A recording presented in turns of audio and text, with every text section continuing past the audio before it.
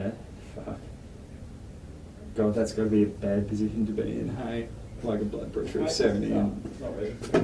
poor starts in Well, see, the Haru chasing, guys hey? were recording. We're not actually, I won't say when I say that, it's right. No. So, discussion points for case one. Yep. When attending a patient with a cord prolapse, outline your management principles and describe why you are managing this process in the fashion that you outline. The cord prolapse. So the condition is where the umbilical cord has dropped out of the uterus. It's in the vagina or it's hanging outside. And in that case, the cord is prone to spasming. The vessels in the cord are prone to spasming from being cold and exposed, and the cord is likely to be compressed as the head engages in the pelvis. It fills the space completely, and it's like bone on bone, rigid. So a cord that's trapped between them will get compressed and blood supply will be cut off. And from that point until delivery, the fetus will get no blood supply. So the management will be to replace the cord into the vagina, if possible, handling gently with a dry pad, and that'll keep it warm and in a kind of comfortable environment. And trying to position the mother so that the head can't engage fully in the pelvis. So it's a modified Sims or a lateral positioning, so the fetus, the weight of the fetus is pushed back up. What's your modified Sims, or what's your Sims? On her knees, chest down, so the pelvis is highest, and the gravity then pulls the fetus back towards her diaphragm rather than down into her pelvis. Where is there anything that you want to avoid? You want to avoid handling the cord. You want to avoid getting her into an upright sitting position. So standing or lying are preferable to sitting. You want to avoid the cord becoming dry or spasming or getting handled too much. And you, if possible, want to avoid normal delivery, vaginal delivery. What are some of the other steps that you want to think about as part of that process? You may need to manually displace the baby's head. And in that case, you have to put your hand into the vagina and push the baby's head back to push the cord off of the trapped position between the pelvis and the skull. When would you consider doing that? If the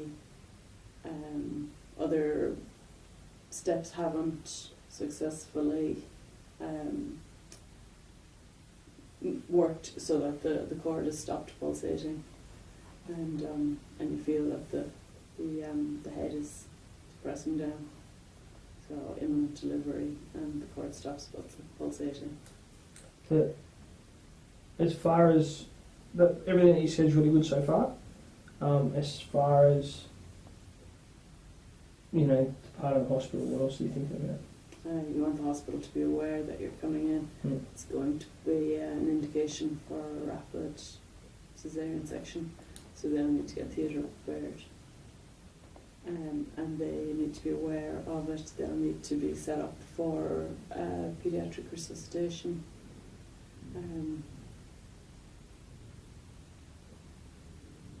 Cool. Okay, question 2. What is a nuchal cord and how is this managed? A nuchal cord is where the cord is wound around baby's neck or around their head.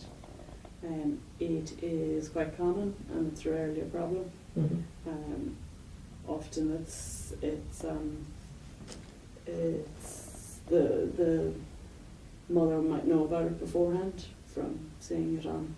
If she had a late scan, be aware of it, and it would just be a consideration during the delivery. In that case, as the head is delivered, in every case you check if the cord is present on the neck. If it's present and loose, you can slip it off over the head. If it's present and very tight, you may be able to loosen it a little bit, or you may be able to. How are you going to do that?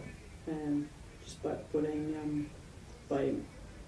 positioning Mhm. the cord and positioning the neck so that it's not compressing tightly.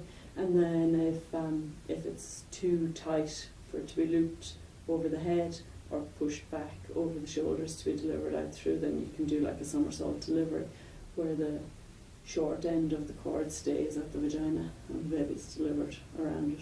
Mm-hmm. We got a bully? In there, there is Yeah. that. Yeah, grab it out. Do I put that in the show? No.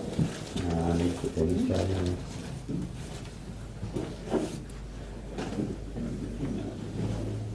I? So, we're assuming that this is mum. Okay. Oh, that's Can mum. we skip that one, please? Alright, so cord's there. Yeah, there's a placenta too if you want an actual cord. Right, That's can for you just sure. show me the...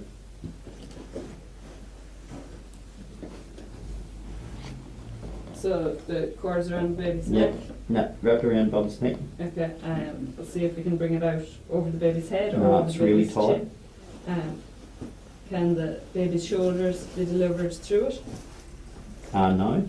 So I can't get it out over one shoulder even. No, Take it's that really chin. tight. It's wrapped around really tight.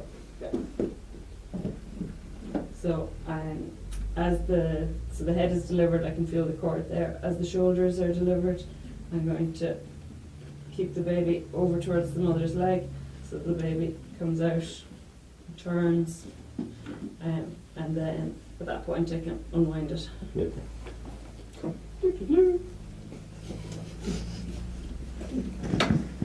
Did you high five baby?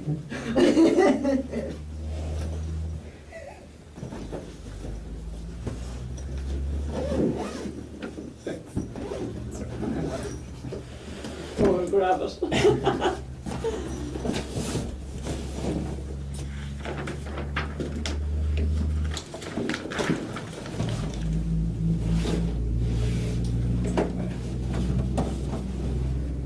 What are some of the predisposing factors for shoulder dystocia? Anything that affects the size of the baby versus the size of the pelvis. Mm-hmm. So a large baby, a small pelvis. Mm-hmm. So babies are large from being post-dates, from maternal gestational diabetes, from previous history of big babies. Some people just have big babies. Mm-hmm.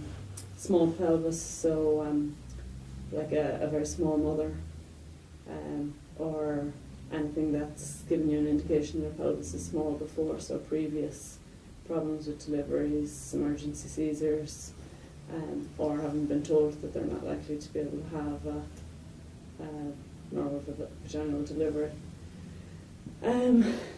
Older maternal age, previous deliveries, the more, so someone with previous deliveries is more likely to have one, and previous history of dystocia is more likely to have one. And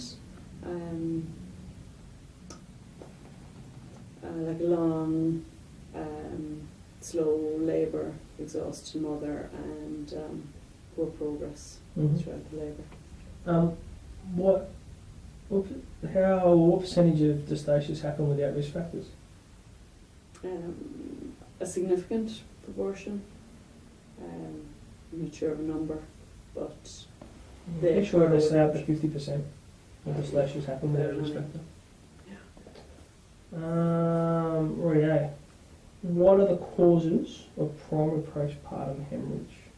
They're the 4 T's, so something that has caused trauma, so tearing or rupture of the uterus during the labour or delivery. Tissue, so retained products of conception, placenta, and membranes are retained. Tone, so a reason that the uterus can't contract properly. Tissue tone, trauma, and a clotting problem for the mother. So,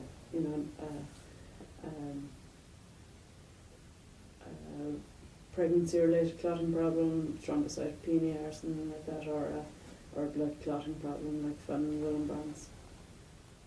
Yeah, cool.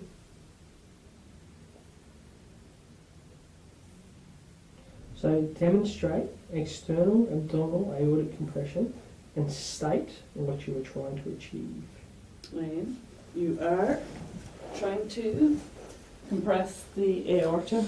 So the uterine artery is a branch off the distal aorta. So if you can compress it above the branch of this two, isn't it, uterine arteries, if you can compress them proximal, then you'll cut the blood supply to the uterus. So you get a closed fist to around the level of the umbilicus and slightly to the patient's left, and you can usually feel it pulsating, or in a thin person you can feel it pulsating there, and you get a closed fist and you apply pressure down onto it, and at the same time you check if you're cutting off circulation to the femoral arteries. So if you lose the pulse, you know you're applying enough pressure. If you're not, you apply more pressure. Yep. Or you get someone stronger. Yeah. Mm-hmm. Do you know what's so they reference a study here. Do you know what sort of success rates we have with doing abdominal aortic compression? I don't know the study. I'd imagine it's quite poor. Mm-hmm. The success rate is quite low. Right. They say here, I've never seen this before, but it says of 20 women, large study, Yeah. 55% of women. And all women. So it's 55% lost femoral arteries pulses, and 10% had a significant reduction. Whether that's true or not. Yep. So it's Rolling and Burgess From 94. 94. 94. Oh. Yeah. You familiar with that study? Did they? Are you serious? It was Rowley and Burgess. What it says? That's what I got. Did they do it on healthy women or pregnant? Doesn't say. Was it our Rowley and Burgess? No, Rolling and Burgess. Is that the R study? No, like Adam and Burjo. Related. Okay, no, not them. That's okay. Just another question about that. Mm-hmm. Who does the aortic compression? No, the strongest person. Hopefully not the CCP. Not you. Yeah. Without the least important person becomes the most important person. As in someone who... Yeah. I wouldn't have said that, Simon. They're all important. Well, no. What if you got TJ with you? TJ, who's an intern, but he weighs in at like 115 kegs and he plays first grade outside centre for... He is perfect. He's the man. He is the man. Yeah. Have we got a job for you? Yeah, fucking oath. Have you met TJ? He's one of the Samoan cadets. Just make sure that your fist does not go through the back of the patient. He's bloody huge. Someone with osteoporosis, I read yesterday, can get a spinal fracture from 200 newtons of pressure. So, like when you do carotids, you're supposed to do 40. So 5 times that, Wow. and you can do spinal. So you could actually like crush someone's lumbar spine. Off topic, TJ was up here the other week and I was chatting to him, he was telling about his rugby. And I said, you're packing down in the front row, like that's how big this boy is. He said, no, I played inside centre. Okay. Yeah, I'm in the centres. Yeah. Seems fast. Yeah. Right out. Mm-hmm. Simulation 2. Yep. I'll move back to my seat. Right. I'll turn back around. Patient demonstrated severe airway compromise and required to establish an ETT. Mm-hmm. Besides securing the airway, what are the other reasons for considering an ETT? This can include RSI. So I'll read the question again. It's a bit bizarre. The patient demonstrated severe airway compromise and was required to establish an ETT. Besides securing the airway, what are the other reasons for considering intubation? This can include RSI, that's what it says. So the indication for intubating someone is actual airway compromise. Mm-hmm. And in this case, that's what the patient had. In other cases, when someone's GCS is very low, Mm-hmm. they're not able to protect their own airway, Mm-hmm. intubation would be indicated, including cardiac arrest. Mm-hmm. And then the RSI indications are So if it's the course the patient requires, Mhm. then it can be done earlier in the pre-hospital setting rather than waiting into hospital. Or if it needs to be done for like humanitarian reasons, severe pain or severe distress, you could choose. They could be indicated for being ourside, and in that case, they need their airway protected with an ETT. And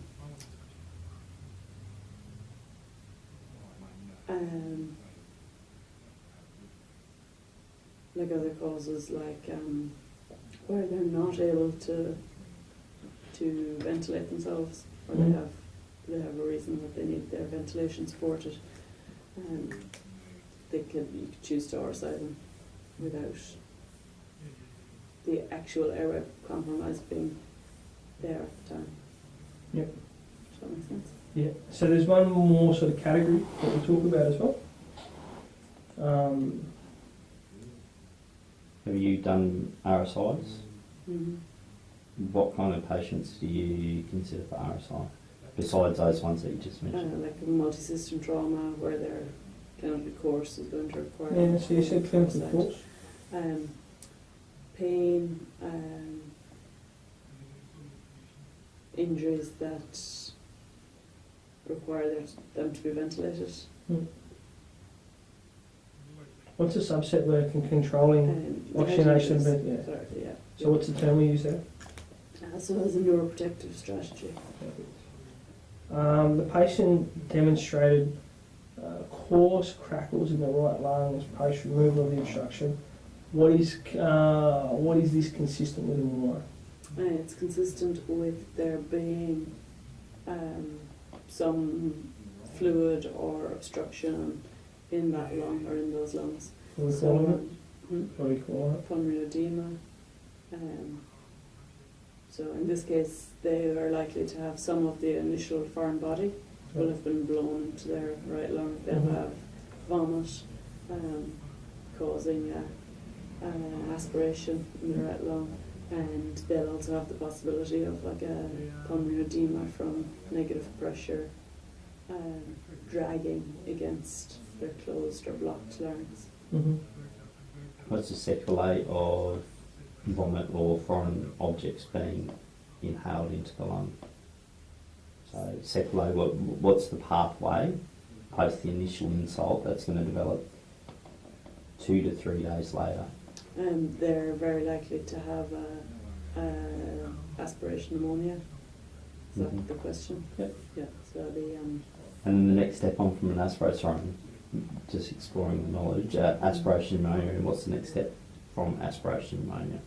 they'll have canards and a alveolar lung injury. Mm-hmm. Mm-hmm.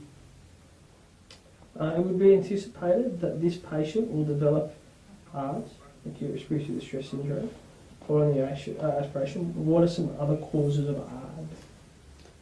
Anything where there is a foreign substance in the alveoli, so things like chemical inhalation, drowning where there's salt or fresh or dirty water in their alveoli,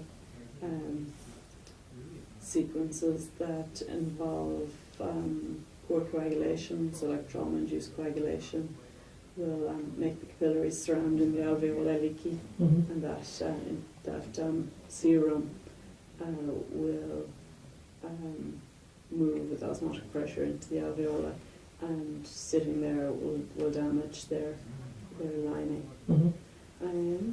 And ventilator injuries, so high pressure or barotrauma kind of injuries that stretch the alveoli and rupture the blood vessels. Why is your patient that you were telling me about earlier today going to most likely end up with ARDS? He will have ARDS from lung damage, from Mhm. having blood in his lung, Mm-hmm. from having poorly perfused lungs, from having aggressive ventilation. That What are we causing that initial injury? Hmm? What sort of injury does his lung have as part of that? He has like his lung is injured from direct trauma Yeah. and is injured from not being ventilated, Yeah. it's structurally not being able to be ventilated. So what's going on underneath the flailed chest? the lung is bleeding. What do we call that? Really, he has a hemothorax, but there's also like intraparenchymal hemorrhage. You're using all the big words. You're not saying the one word I want to hear.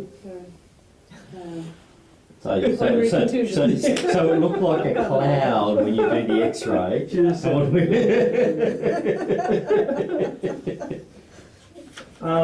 Extra 10 points. So one of the other ones that they His throw in, X-ray looked like that. It was just like bones going in every direction. one of the other ones that they've thrown in here is a reperfusive injury after surgeries like a lung transplant, which we're personally probably relatively unlikely to see. After ECMO. ECMO? Yeah, fucking hell. Who does ECMO in Brisbane? Yeah, the Salento and Shirley's. Steve's Oh, back, maybe.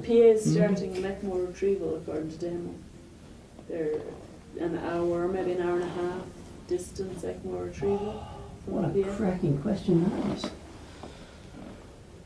Did you hand wipe this yourself, did you? No. What is the pathophysiology of acute respiratory distress syndrome? I think The, we just mentioned most of it already. Yeah. So.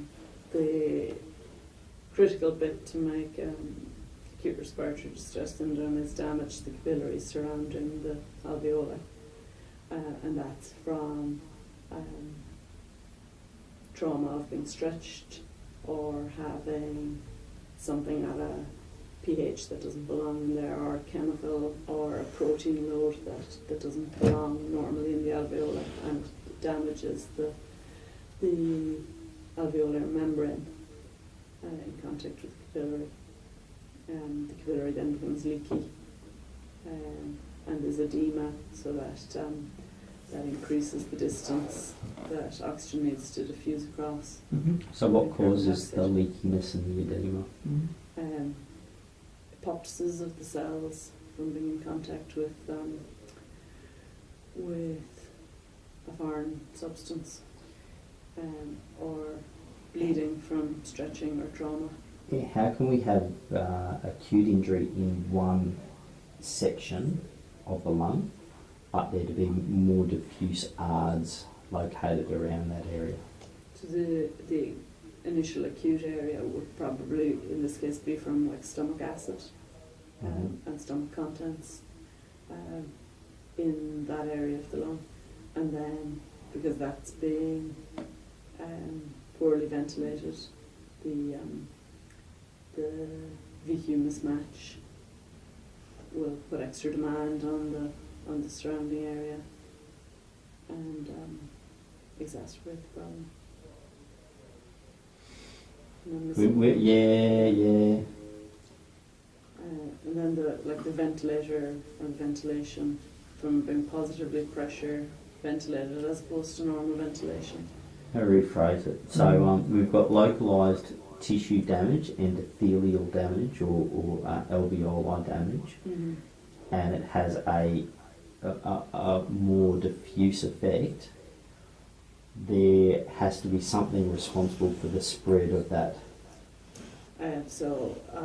Like a mediated, histamine mediated response and an infection mediated response will affect all of the lung. Give us some words. What are some of those things besides histamine? What processes are part of? Like an infective kind of, what's the word? Nothing that you said so far is wrong. Yeah. It's completely right. I'm Yeah. just I know the point I'm trying to make, the like inflammatory process. And what happens later stages in that inflammatory process. So the inflammation occurs, there's dilatation, you get all these different things. What else then happens? Edema and bleeding occur. Yeah. And then there's essentially increased dead space with poor ventilation. The perfusion is affected, and the lung can become up to ischemic and necrotic.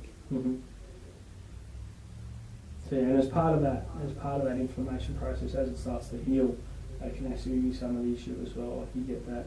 It's different, like Yeah. bronchiectasis development. Yeah. You do, like, everything you said was good, it's just the link. Yeah. Why is there a trend in heart rates falling in this case? It's horrible grammar. Mm. Why was there a trend Why did leading to bradycardia in this Yeah. patient? Why did this patient become Hypoxia. bradycardic? That's what I was trying to say. Hypoxia is one of the leading causes of bradycardia. This Mhm. patient had been hypoxic. How so? Because it wasn't being ventilated. She wasn't ventilated. It wasn't herself. very ventilated. Yeah. She wasn't ventilated for a period until the air obstruction was cleared. So she had a long period of poor ventilation or no ventilation, so that led to hypoxia. And then the hypoxic damage to the brain stem means that her drive to breathe was decreased. So up until when she was being ventilated, she had very little brain oxygenation. What about focally at the heart? So it would also be ischemic just from having SATs of 65% Mm-hmm. and being poorly perfused. So what does that cause? So it's like a cycle of hypoxia causing ischemia, causing poor perfusion, exacerbating the hypoxia because the oxygen that is available is now not being delivered. Right. So if the myocytes remain persistently hypoxic, what's going to occur then? They become ischemic and eventually infarct. What does that do at a cellular level? The cells don't function, so the myocytes can't contract. Mm-hmm. So that makes the perfusion worse, and the oxygen delivery decreases. Myocytes or other cells?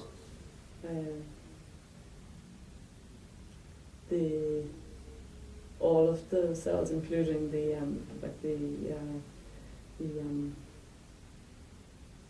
nerves. The other ones. No, the other ones. Yeah, the name of the down to the Purkinje fibers. So all of them are being poorly oxygenated, and as a result, they're slowing and weakening. It's hard for Conduction cells. conduction. Yeah. So if this was a paediatric patient, is there another reason why they're bradycardic? They don't get enough oxygen. Why are you looking at me? He asked the question. So, what's a common cause of bradycardia in peds? Hypoxia. It goes hand in hand with hypoxia. Or can be, what's another alternative? So hypoxia is one of them, absolutely. Why do anaesthetists Mm-hmm. preload atropine into paediatric patients when they induce them? So when their SA node is poorly perfused or blocked, then they become bradycardic. What's that called? Starling. No. No. What type of response is it? It's a reflex, What type of like a reflex? vagal reflex. What's a vagal? What type of response is a vagal response? Um,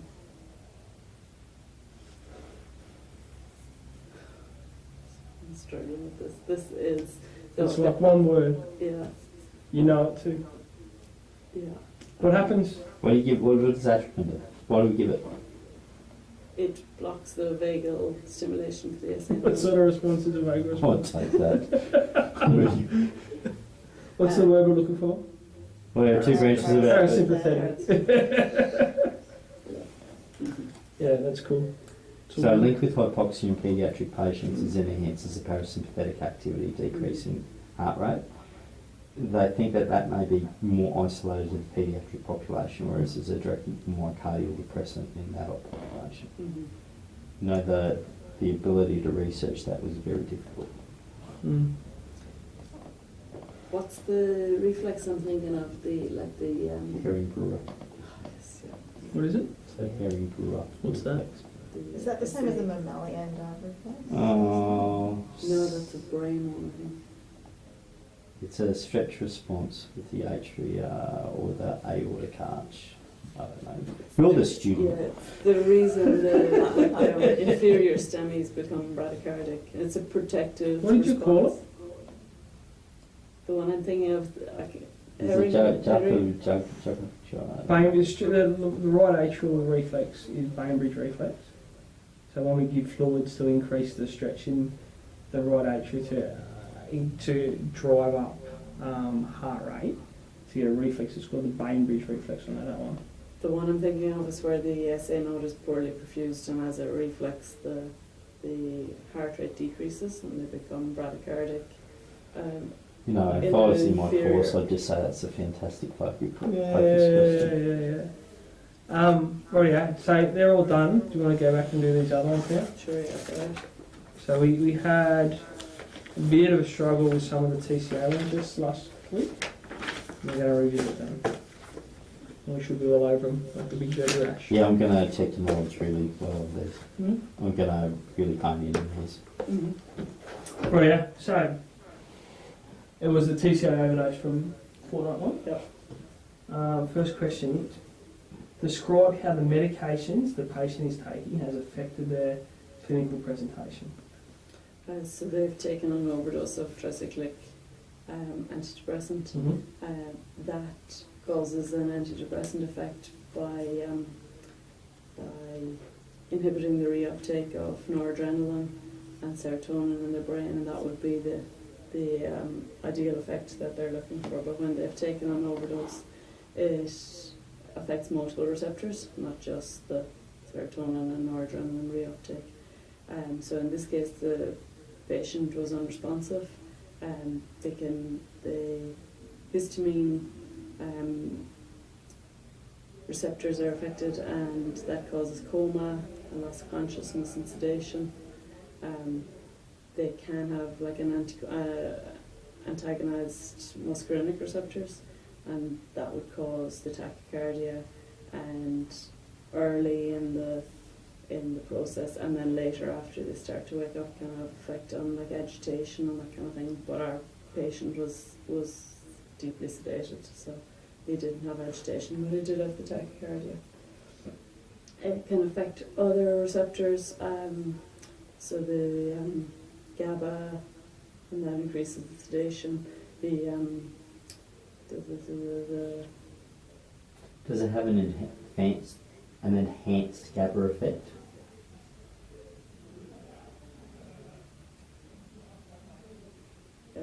inhibit, yeah, it does. It no, it antagonizes the GABA receptors. And what does that mean for a patient? So this patient isn't presenting like that, but it would mean that they could be agitated, or hyper aware, hyper alert, agitated and excitable. What else could it mean and for? Could make them prone to seizure activity. Potassium, it can affect their potassium movement in and out of the cell and leave them with a serum potassium that's reading low, even though their like whole body potassium is normal. And to say anticholinergic, yeah, that's the muscarinic receptors. And then there's a few other aspects that the TCA causes them to be acidotic. There's a couple of receptors. So how say acidotic? So it causes serum acidosis. So their blood is essentially acidotic. A metabolic acidosis. Sweet. And what drives your metabolic acidosis? And it's related to anticholinergic, but another effect of the drug.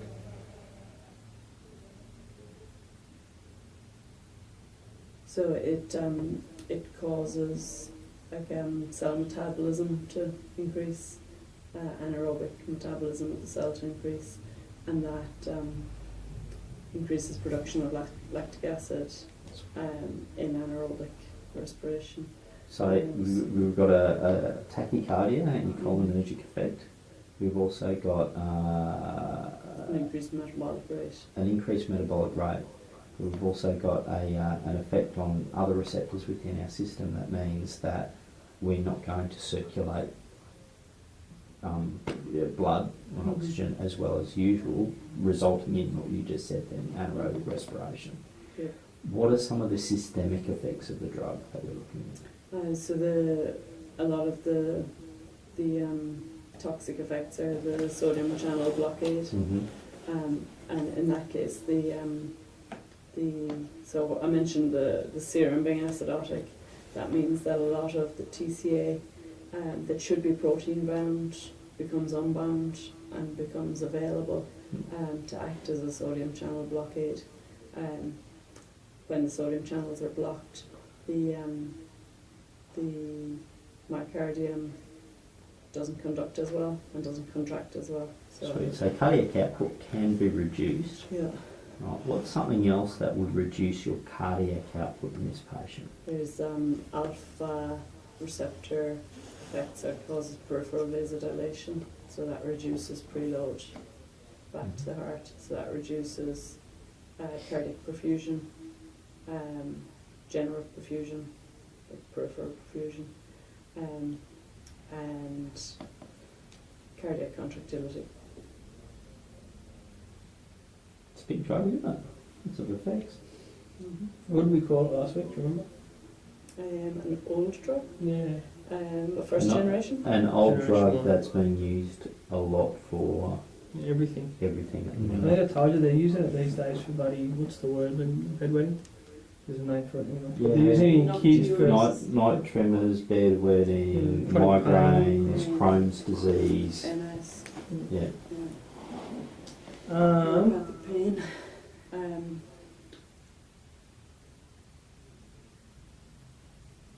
Yeah. Right. Doesn't matter. What ECG changes might you expect to see in a TCA overdose? Early, as the drug is absorbed first, you'll see tachycardia. Mm-hmm. Often a right bundle branch block or a right axis deviation with terminal lower wave in AVR Mm-hmm. and progressively widening QRS complex. Yeah. Anything else? You can see some conduction delays, so like AV block, right bundle branch block. Yeah, your potassium blocking effects of the drug. So the T waves flattening and P waves disappearing, and there being a PR delay. Yeah. What can some of these effects predispose people to? It predisposes them to arrhythmias and poor perfusion. Any specific arrhythmias? Yeah. Torsades, VT, if they have structural heart issues, they're more prone to getting something like VT Mm-hmm. at the point. Right, and it's not on, but what's the word I'm looking for? What's the what does Barrett's formula give us? Into a sine wave, eventually as the widening. Sorry? Um, Barrett. Yeah, what's the measurement that gives you? QT total. Oh, Yeah, the QTC level. becomes Yeah. prolonged. So what's your what QTC adjusted? So the QTC mechanic one that we get. What sort of lengths are we getting concerned at? The QTC, so it's been calculated using a formula. So you're just looking So you're if just looking you're- on the 12 lead if that's you're up there. just What numbers are we accepting what numbers are we going? For women over 450, Mm-hmm. for men over 480. What's considered potentially lethal? But an increasing QTC is more concerning than the absolute number, Yeah. especially with the tachycardia. What does that Normally with the tachycardia, the QTC becomes short and almost irrelevant in the calculation when the rate goes up. But an increasing QTC with the tachycardia is particularly worrying. So over 500 is bad news. regardless of the correction, Yeah. what is your kind of marker on an ECG that you go, that's not good? Over 450. Sweet. So Yeah, smack bang between 500 is- you've got a T wave in the middle of there or approaching middle there, then that's Yeah, a third to a half. Yeah, anything greater than a half is a, Mhm. that's my sort of golden rule. Mhm. How does sodium bicarbonate work in this patient? It works on a couple of levels. It alkalizes the blood, Mm-hmm. which forces some of the unbound TCA to bind to protein the way it should be, or the way it would in a normal pH. So under normal circumstances, 85% of TCA would be protein bound, according to Life and Fastlane. And if the blood is back to normal or an alkaline pH, that will keep it up to its maximum bound percentage.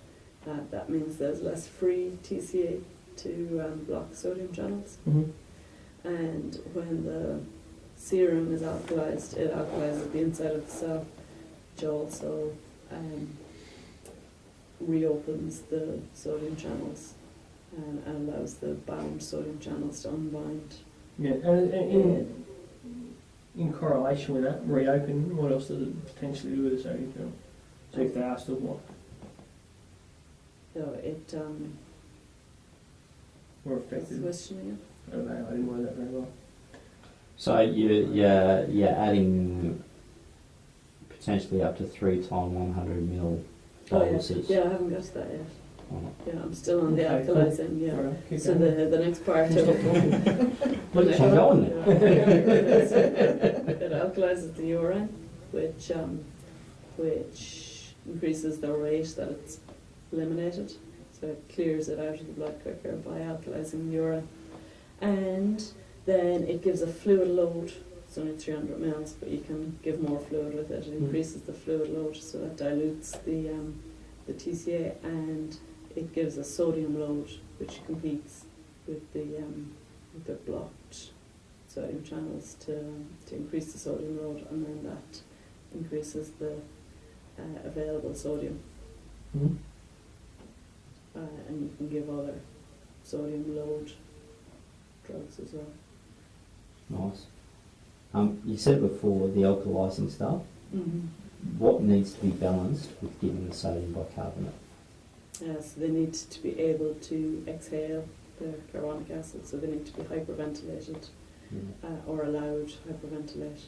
Because really, putting the serum and they've got no excretion process, then the buffering just doesn't occur. So the long-term management of them is supportive care, where they're hyperventilated to the point that their pH is on the alkaline side, and that's where the treatment potentially fails, where they can't be ventilated enough to remove the acid.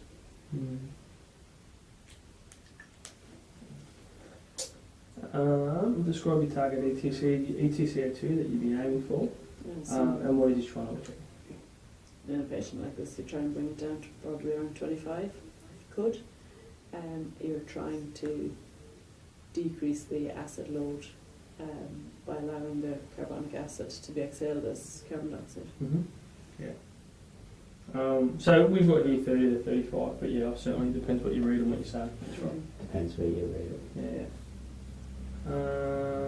Yeah, and just on like the ETCO2 and the alkalising, that's if this patient wants to get RSI, that makes them particularly high risk if they're extremists as well, because that period of non-ventilation is the most dangerous for these ones. Yeah, and the ventilator settings are very difficult for you to actually ventilate them. To maintain, like that DKA type patient. Yeah. Right, yeah, so name other medications that result in sodium channel blockade in overdose. Lignocaine is a channel blocker. Yeah, I'll give I that. learned this last week. Last week, they're like, what sodium channel do we have in our kit? Both of them. Sophie was the same. I didn't tell Sophie. She's like, You know what? Because we use it as a local now. that's right. You kind of go, oh, that's. Yeah, sorry. Go. Yeah, and the annoying thing is, you know, the arrhythmias and the seizures that, like a big IV dose of Lignocaine is the worst thing. Anyway. And a lot of the anti-epileptic drugs, phenytoin, Yep. valproate, those ones do sodium channel blockade. One other one. Sodium channel blockers. You said that. What about a beta blocker? Yeah, like a lot of the like Sotalol have got some or have sodium channel blockade. So Sotalol is considered a generation 1 drug that's got multi-receptor sites. Mm-hmm. It's probably more known for potassium. What's one that's more better known for same effects? But you should treat down the you should treat down the TCA. Yeah, propranolol is in the same expectation in overdose. Yep. Nice. Can I stop recording? Yep.